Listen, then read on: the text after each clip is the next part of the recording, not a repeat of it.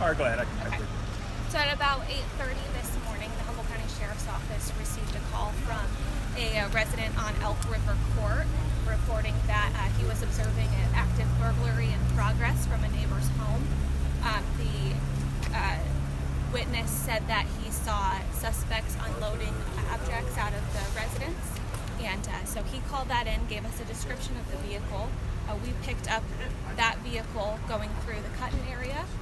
We continued to pursue the vehicle through Harrison Avenue, Myrtle, Hubbard, Harris, kind of around that area, and continued that pursuit. At that time, EPD was called to assist as the pursuit was in their jurisdictional area, and so they began to go to that location to help us out there. While we were pursuing, the suspect got in a traffic collision on Harrison and Harris. We are still investigating that, and the CHP is going to take over that investigation. The vehicle did continue. It actually crossed into some opposing traffic lanes. We terminated the pursuit but continued to follow the vehicle, and then the Eureka Police Department was able to get their eyes on the vehicle and began their investigation as well. So after receiving the request for assistance from the Humboldt County Sheriff's Office, we began to strategically place units in and around the city with spike strips in an attempt to assist with stopping the pursuit. Once the pursuit was terminated and those units were trailing at a safe distance, we continued to get updates. One of our units was parked at the intersection of F and Carson as the suspect vehicle began coming north on F Street. He positively identified it as being the suspect vehicle, which was a blue SUV pulling a large white cargo trailer. At that point, he just deployed his spike strip successfully on both the vehicle and, we believe, the trailer. The vehicle continued northbound F Street. We never did pursue the vehicle. We just continued to follow the vehicle at several blocks distance. As we came around the intersection of Wabash and F, we recognized that there had been a traffic collision at the intersection of 14th and F. The intersection was being controlled partially by CHP when we got here and some citizens.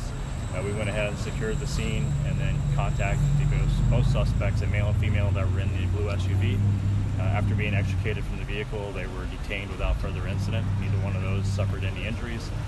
There was a female who was involved in the traffic collision or hit by the suspect vehicle. She suffered minor to moderate injuries and was transported by city ambulance to St. Joseph Hospital for treatment. She was conscious and alert when she left. It appeared to be more of a muscular or bone injury to her arm. So. One injury then, correct? Yes. Okay. The lady there in handcuffs, what part did she play in this?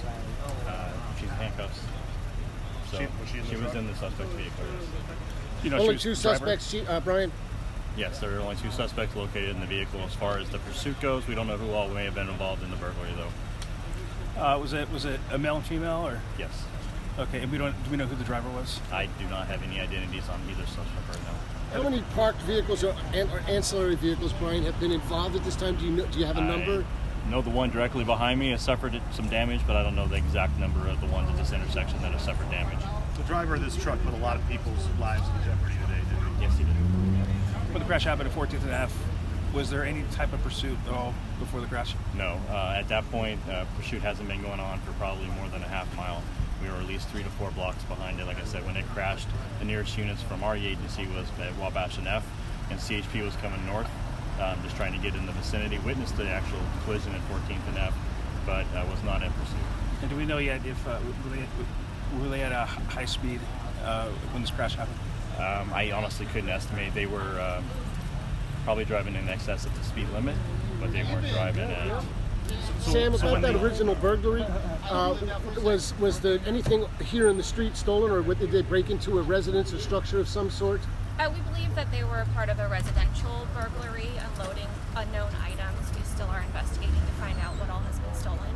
We do know that the trailer they're pulling has been reported stolen, not necessarily from that burglary.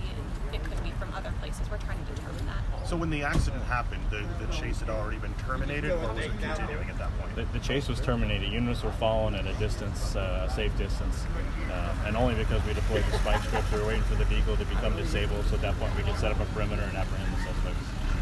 And the vehicle did run over the spike strips at one point? Yes.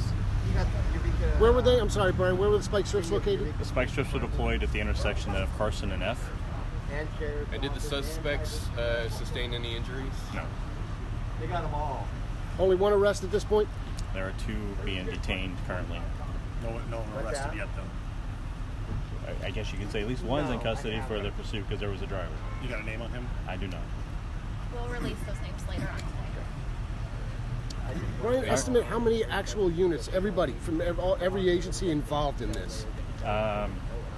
You've got 4 agencies Well, I just mean, here. yeah, there were several units from the SO.